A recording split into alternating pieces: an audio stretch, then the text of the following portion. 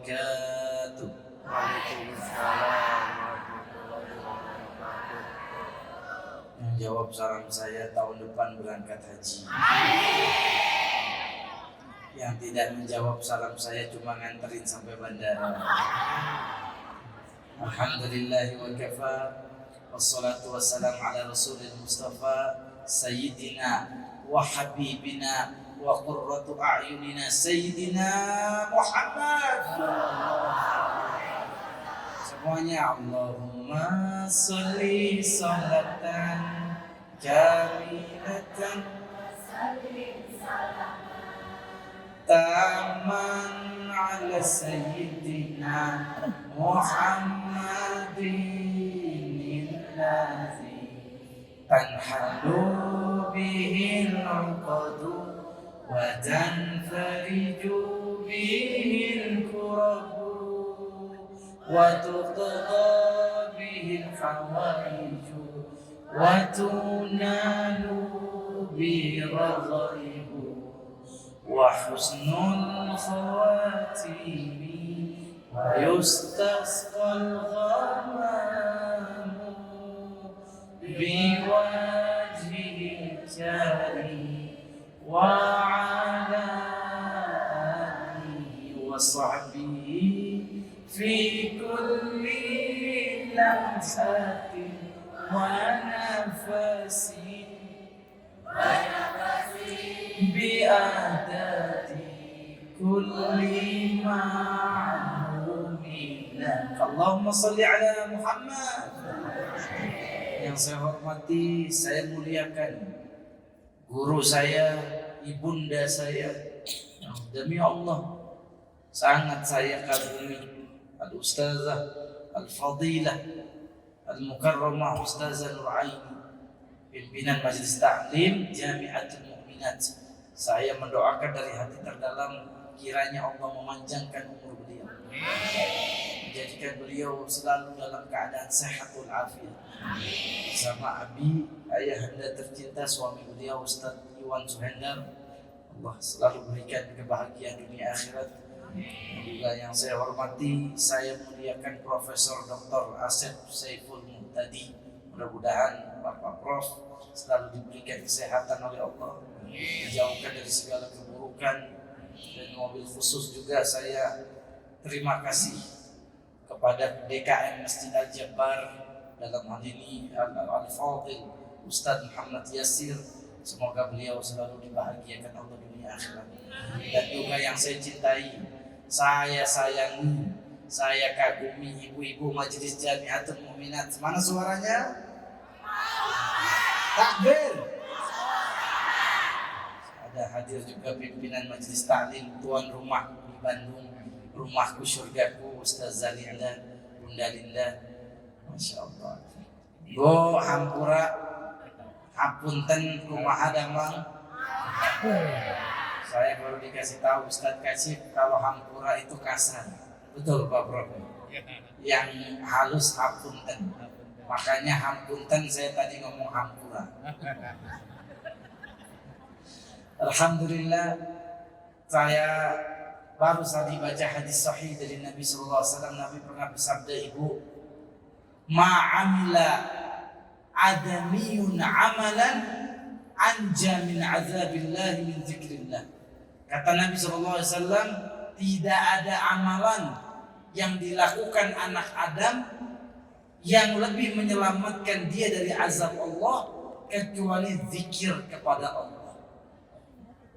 Amalan yang pasti membuat kita selamat dari siksa Allah nanti hari kiamat itu zikrullah. Bahkan Nabi SAW bersabda, sab'atun yudhilluhumullahu yawma la dhilla illa dhilluh. Ada 7 orang nanti hari kiamat yang akan mendapat pertolongan Allah, mendapat naungan Allah, perlindungan Allah. Di saat itu tidak ada perlindungan yang bisa menolong kita, tidak ada naungan yang bisa membantu kita kecuali 7 orang ini. Siapa di antaranya? Rajulun zakarallahu khalian fafadat ainah.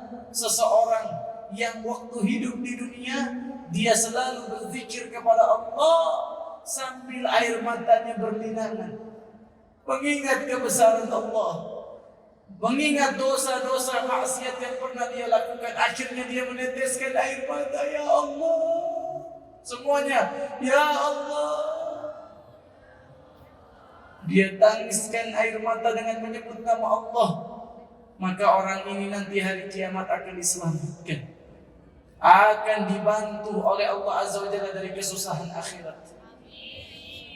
Maka oleh itu bersyukur kita masuk Majlis Ta'lim Jamiatul Mukminat. Di dalamnya enggak ngomongin apapun kecuali ngomongin kebesaran Allah. Kita lihat Masjid Al-Jabbar, begitu indah arsitekturnya. Yang mana masjid ini dibangun dengan anggaran, tadi saya ngobrol sama TKM, lebih dari 1 triliun. Saya tanya, kalau 1 triliun dibeliin seblak, kira-kira sebanyak apa? Sebanyak apa? Banjir. Tapi Masya Allah, Pak Gubernur kita menginvestasikan 1 triliun buat Allah, dibangun masjid. Man bana lillahi masjidan banallahu baitan fil jannah. Siapa yang waktu hidup di dunia hobinya bangun masjid, nanti Allah bangunin rumah di surga. Yang ingin saya katakan Ibu, betapa megahnya Al-Jabbar membuat kita kagum, membuat kita senang hati ini. Bagaimana nanti kalau kita dimasukin ke surga? Bagaimana kalau kita nanti di surga dimasukin, ketemu sama Nabi Muhammad, bahagia enggak? Senang enggak? Kalau Al-Jabbar aja udah bikin kita senang, bagaimana nanti di Jannatul Na'im yang kalau kita masuk ke dalamnya capeknya kita hilang. Kalau masuk ke dalamnya kita gak akan ada lagi penyakit. Engkau yang punya diabetes, gak ada lagi diabetes di surga. Engkau yang kena asam urat, gak ada lagi di surga asam urat. Makanya di surga kagak ada rumah sakit. BPJS Ibu udah gak laku lagi. Maka dari sekarang bercapek-capeklah kita berzikir kepada Allah. Lihat, dari jam 9 malam datang dari Tangerang, pergi on the way ke Bandung, kata Ustazah tadi 1:30 nyampe, lanjut lagi zikir habis sholat subuh. Semuanya tadi saya lihat masih tetap semangat. Ya Allah, yang hadir hari ini selamatkan dari azab hari kiamat. Makanya betapa bahagianya ibu-ibu. Di saat manusia semuanya hobi bernyanyi, mereka hafal lagu dangdut, hafal lagu K-pop, hafal lagu-lagu barat, tapi ibu-ibu mulutnya nggak mau dipakai untuk selain untuk melalaikan dari zikir kepada Allah. Ibu hatinya terikat zikir kepada Allah, alangkah bahagianya, alangkah senangnya.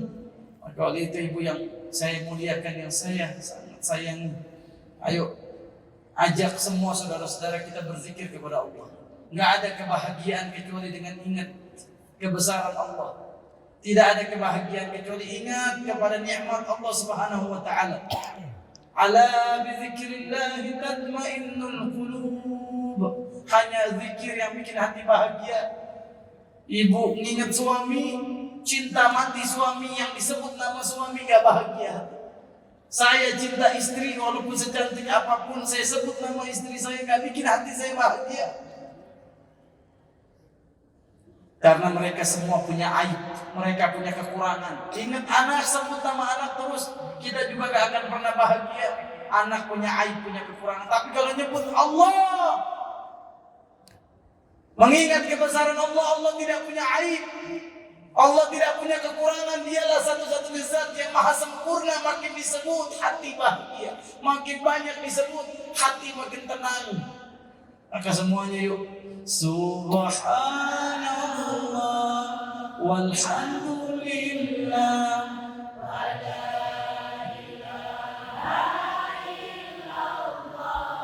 Allahu akbar wala haula wala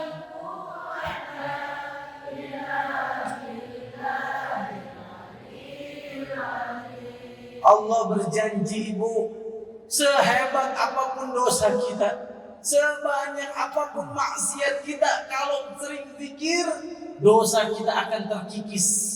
Dosa kita akan Allah ampuni. Allah berfirman, "Adz-dzakirin Allah wadz-dzakirat a'adda lahum maghfiratan wa ajran 'azima." Yang mulutnya banyak zikir, hatinya connect sama Allah, itu Allah sudah siapkan ampunan. Allah sudah siapkan pahala yang begitu besar. Allah sudah beri ampunan. Betapa banyak dosa-dosa kita. Kenapa? Karena mulut kita kurang zikir. Ada seorang sahabat datang ke Rasulullah minta dinasihati. Ya Rasulullah, ausini, beri saya wejangan, beri saya nasihat. Karena apa? Syariat Islam sudah banyak.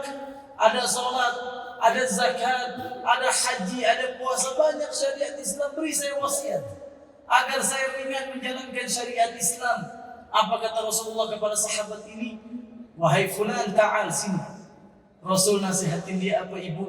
Wala yazalu lisanuka radban li dzikrillah. Kalau mau syariat itu enteng, kalau mau agama Islam itu ringan, jadikan mulutmu selalu basah dengan zikir kepada Allah. Enteng salat. Orang yang salatnya berat pasti dia jarang zikir. Orang yang ketika umroh dia menganggap berat biaya umroh dikeluarin, berarti dia kurang zikir. Tapi kalau Jamiatul Mukminat, subhanallah, ringan dia. Walaupun gak tidur semalaman, salat subuhnya khusyuk semua. Kenapa? Zikir meringankan syariat. Ini yang dinasihati Rasul kepada sahabat. Ibu yang dimuliakan Allah Subhanahu wa ta'ala. Bahkan zikir amalan ringan. Ibu gak perlu pakai wudu. Jujur, amalan yang paling enteng itu zikir, bukan yang lain. Gak perlu wudu. Ibu di rumah gak perlu pakai kerudung, gak perlu menghadap kiblat, gak perlu apa lagi. Bapak-bapak gak perlu pakai sarung, pakai celana pendek gak apa-apa. Di rumah sambil baca subhanallah wa bihamdihi subhanallahil azim. Jangan ucapin dua kata ini saja, dua kalimat zikir ini. Apa janji Rasulullah?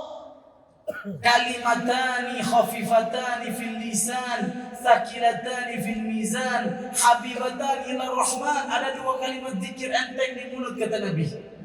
Gak perlu wudu, gak wajib menghadap kiblat, gak wajib rukuk sujud, gak wajib. Sambil duduk, sambil ibu liatin cucu lagi main, sambil ibu lihat anak lagi ngobrol, ibu ngomong subhanallah wa bihamdihi subhanallahil. Apa kata Rasulullah? Jangan remehkan dua kalimat ini. Kenapa?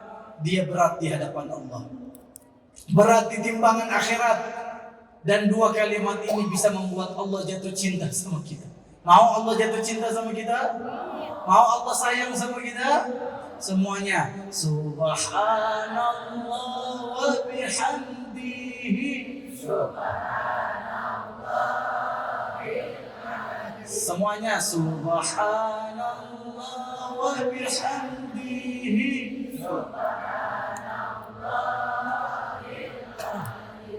Aneh Pak Ketua DKM, itu sampai jam berapa? Tadi saya dibilang sampai setengah jam 7. Sekarang udah jam 15 menit lagi. Lanjut. Takbir. Ente enggak subhanallah wa bihamdihi. Jadi ibu jangan pikir kekayaan itu banyak duit. Jangan pikir kehebatan itu punya pangkat jabatan tinggi. Tapi yang disebut hebat, kaya, kalau mulut diizinin berzikir kepada Allah. Makanya ketika bangun tidur, saya mau kasih amalan zikir buat ibu, supaya ibu mulutnya gampang zikir, saya gampang zikir. Nabi kasih amalan, kalau bangun tidur baca doa ini. Apa doanya? Alhamdulillahilladzi afani fi jasadi wa radda alayya ruhi wa adhina li bi dzikri. Yuk sama-sama baca. Yang tadi kan kita bangun tidur, alhamdulillahilladzi. Yang sakit baca doa ini sembuh penyakitnya.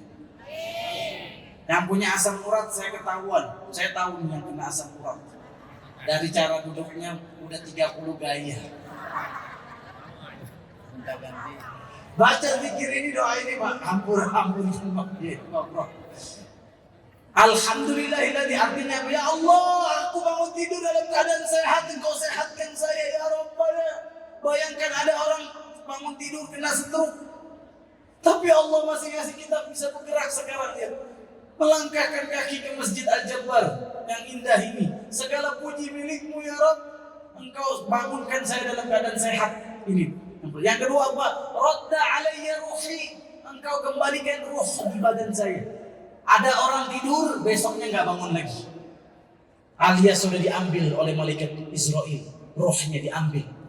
Menghadap Allah SWT. Kita dikembalikan ruh ke badan kita. Bersyukur kepada Allah. Yang ketiga apa? Wa azina li bi dzikrih. Mulut dikasih izin berzikir kepada Allah. Segala puji ya Allah.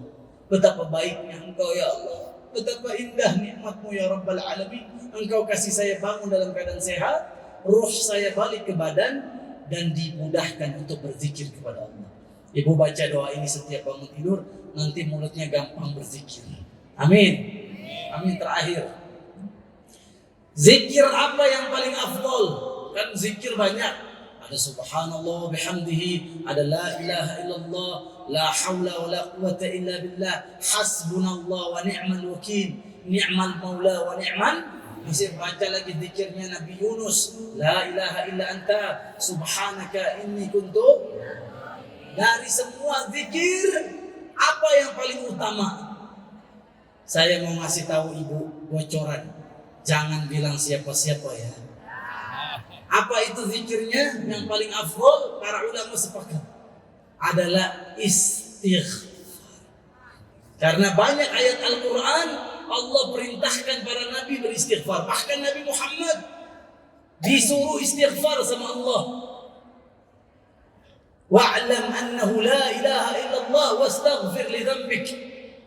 Wahai Muhammad, beristighfar kamu. Allah perintahkan Nabi Nuh, Nabi Hud, seluruh Nabi diperintahkan istighfar. Jadi umat Nabi Muhammad dikasih warisan apa oleh Allah Subhanahu Wa Taala? Zikir yang paling afdal adalah istighfar. Minta ampunan Allah. Semuanya astaghfirullah Rabbal baraya. Astaghfirullah minan khata. Dan yang dahsyatnya, sebelum mulai doa minta apapun sama Allah, kalau dimulai dengan istighfar, doanya pasti dikabulkan. Ini dahsyatnya istighfar yang gak ada di zikir yang lainnya. Kalau kita astagfirullah, astagfirullah, karena Nabi Muhammad habis sholat aja, Nabi Muhammad istighfar, astagfirullah, astagfirullah, astagfirullah. Jadi habis sholat bukan alhamdulillah, salah. Yang benar apa habis sholat? Astagfirullah, astagfirullah. Itu Nabi. Nabi sehari 100 kali Nabi istighfar.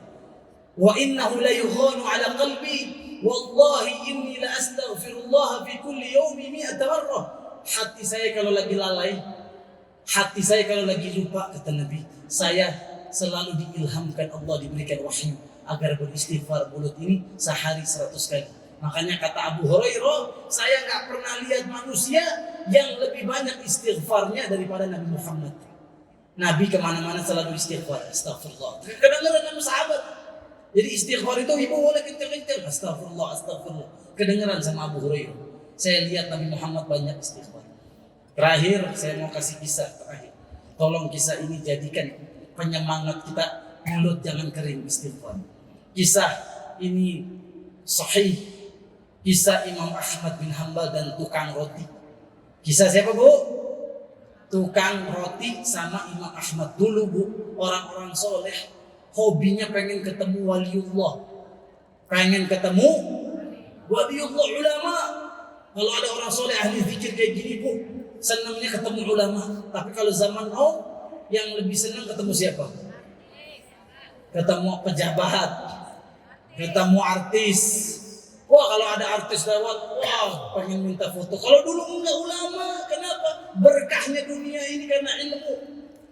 Berkahnya hidup kita karena ilmu, bukan karena artis, bukan karena terkenal, popularitas, karena ilmunya kita hidup bisa berkah.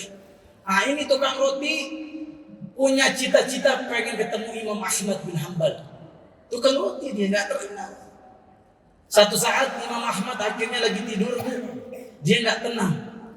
Dia orang Baghdad. Imam Ahmad orang Baghdad. Tukang roti ada di Kufah. Beda jarak ratusan kilometer. Akhirnya apa yang dilakukan Imam Ahmad? Imam Ahmad hatinya dibikin gelisah sama Allah. Dibikin gelisah sama Allah, Imam Ahmad jalan kaki ke Kufah. Pengen tidur di masjid Imam Ahmad di Kufah. Gak tahu kenapa, pengen aja ke Kufah. Pengen aja ke Kufah. Ketika tidur di masjid, udah waktu jam 10 malam nyampenya. Imam Ahmad diusir. Disuruh keluar sama DKM masjid, buat masjid. Keluar, bapak tua, karena gak tahu nih DKM masjid ini Imam Ahmad. Ulama yang hafal 1 juta hadis. Ulama yang begitu dicari oleh seluruh dunia ilmu fikihnya, ilmu hadisnya. Diusir sama marbot masjid. Akhirnya tuh tukang roti. Lihat ada kakek-kakek tua, umurnya sudah 80 tahun Imam Ahmad. Yang diusir, gak punya tempat tinggal. Kata tukang roti, kakek sini yuk ke rumah saya. Tidur aja di rumah saya, ada kamar kosong. Kata Imam Ahmad, kebetulan saya baru saja diusir. Imam Ahmad bin Hanbal tidur di rumah tukang roti. Apa yang terjadi ibu? Semalaman mau ngadon roti, dia mau siapin buat jualan besok. Ini tukang rotinya istighfar terus. Astagfirullah, astagfirullah, astagfirullah, astagfirullah, astagfirullah, astagfirullah. Sampai habis sholat subuh, Imam Ahmad gak tahan, gak kuat, pengen nanya. Kok ini orang istighfar semalaman? Dari waktu tahajud sampai subuh gak lepas mulutnya astagfirullah sambil ngadon roti. Imam Ahmad tanya sama tukang roti ini, Khobaz, tukang roti, kamu istighfar apa yang kamu dapetin? Apa buah dari istighfar kamu? Kata tukang roti ini kepada Imam Ahmad, demi Allah, tidak ada satu doa pun yang saya minta. Kalau saya mulai dengan istighfar, pasti Allah kabulkan doa saya.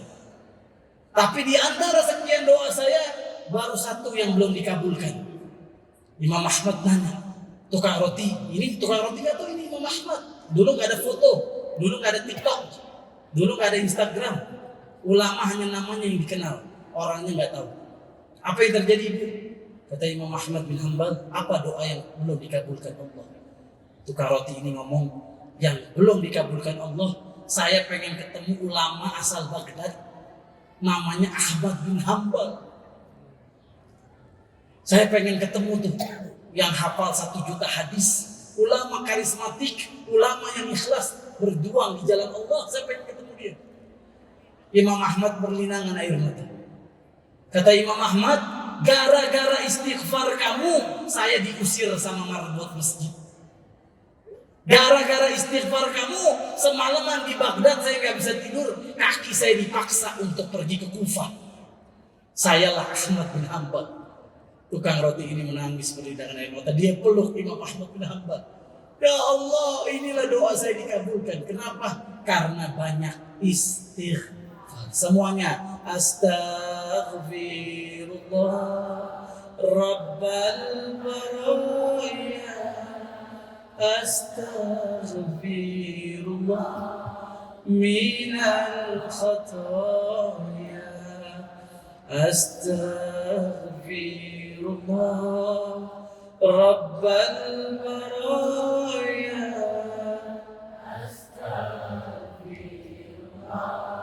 minal khataya. Terakhir kita berdoa lagi sama Allah, tundukkan kepala kita, hubungkan hati kita kepada Allah, karena dialah zat satu-satunya yang tidak pernah mengecewakan hamba yang mengangkat tangan kepada Allah Azza wa Jalla. Tidak pernah Allah mengembalikan tangan yang mengangkat kepada Allah dengan hampa, dengan kosong. Pasti diisi dengan jawaban oleh Allah Azza wa Jalla. Astaghfirullah Rabbal baraya. Ya Allah yang hadir hari ini, ya Allah, apabila di antara mereka punya dosa-dosa yang belum Engkau ampuni, ampuni dosa-dosa mereka ya Allah. Maafkan kesalahan-kesalahan mereka semuanya. Astagfirullah. Ya apabila di antara kami yang punya anak belum sholat ya Allah, lembutkan hati anaknya agar rajin sholat 5 waktu ya Rabbal Alamin. Buat apa kami punya anak kaya raya? Buat apa kami punya anak pintar tapi dia tidak sholat ya Allah? Amal yang pertama ditanya hari kiamat sholat. Kalau sholat kita benar, amal yang lain benar. Sholat kita rusak, amal lain rusak ya Allah. Ya Allah, lembutkan hati anak kami rajin sholat, rajin cinta masjid, cinta rumahmu ya Allah. Ya Allah ya Rahman, anak kami yang belum menutup aurat, belum memakai jilbab, lunakkan hati anak kami agar memakai aurat, menutup aurat, memakai jilbab. Ya Allah, kami takut dengan neraka-Mu ya Allah. Kami takut siksa-Mu, azab-Mu ya Rabbal Alamin. Ya Allah ya Rahman ya Rahim, di antara kami ada yang punya hutang, berikan kemudahan rezeki ya Allah agar bisa melunasi hutang ya Allah. Kami gak mau mati dalam keadaan belum melunasi hutang kami. Nabi bersabda, nafsul mu'min mu'allaq hatta yaqdi yadainahu. Jiwa mu'min itu digantung di akhirat sampai dia melunasi hutangnya. Ya Allah, berikan keluasan rezeki mereka melunasi hutang ya Allah. Jangan matikan kami dalam keadaan membawa hutang piutang ya Allah. Di antara mereka ya Rabbana ada yang sakit, sebelum keluar Masjid Al-Jabbar ini ya Allah, pastikan mereka dapat kesembuhan, pastikan mereka dapat sehat walafiat, pastikan mereka dalam keadaan seger bugar ya Rabbal Alamin.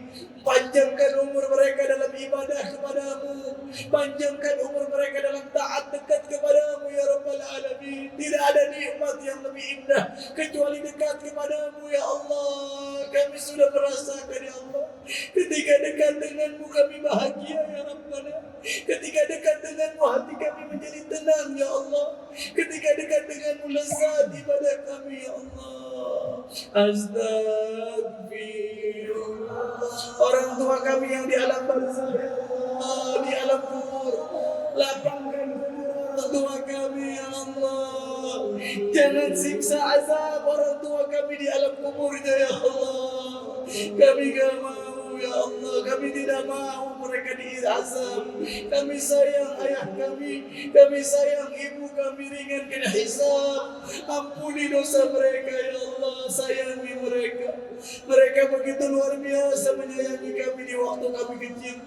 Mereka rela membasuh kotoran kami, mengusap air mata kami ya Rabbal Alamin. Lapangkan kubur orang tua, jadikan kubur orang tua kami raudhah jannatan surga. Jangan jadikan kubur orang tua kami dari lubang neraka-Mu ya Allah. Orang tua kami yang masih hidup ya Allah, berikan kesempatan kami umrahkan ibu kami, berikan kami kesempatan menghajikan ayah kami, berikan kesempatan kami menggandeng mereka ke tanah suci-Mu ya Allah. Astaghfirullah minal khata. Ya Allah, betapa susahnya hati ini menangis karena-Mu ya Allah. Kami mudah menangis untuk selain-Mu ya Allah, padahal Engkau-lah yang maha segalanya. Betapa keras hati ini sehingga air mata tidak turun karena-Mu ya Allah. Berikan hati kami yang lembut ya Allah, berikan jiwa kami yang lunak ya Allah, agar selalu bisa menangis ketika berdoa kepadamu ya Allah. Rabbal baraya astaghfirullah minal khata. Rabbana atina fid dunya hasanah wa fil akhirati hasanah wa qina adzabannar. Walhamdulillahi rabbil alamin. Ibu-ibu, ini saja yang bisa saya sampaikan. Hapunten, saya minta maaf kalau ada kata-kata saya yang salah. Yang benar datang dari Allah. Selalu memuji Allah, selalu membesarkan Allah, selalu mengagungkan Allah. Ya, mudah-mudahan kita ketemu lagi. Kalau nggak ketemu di Al-Jabbar atau di Jakarta, di Tangerang, saya berdoa sama Allah yang hadir hari ini, ketemu saya dan Ustazah Nur Aini di Mekah. Kalau nggak ketemu di Mekah, kita semua ketemu di Madinah. Kalau di Mekah kita nggak berjumpa, di Madinah kita tidak bersua. Allah pertemukan kita kembali di surga bersama Nabi Muhammad. Sebelum kita meninggalkan majelis ini, persembahkan sholawat terbaik buat Nabi Muhammad.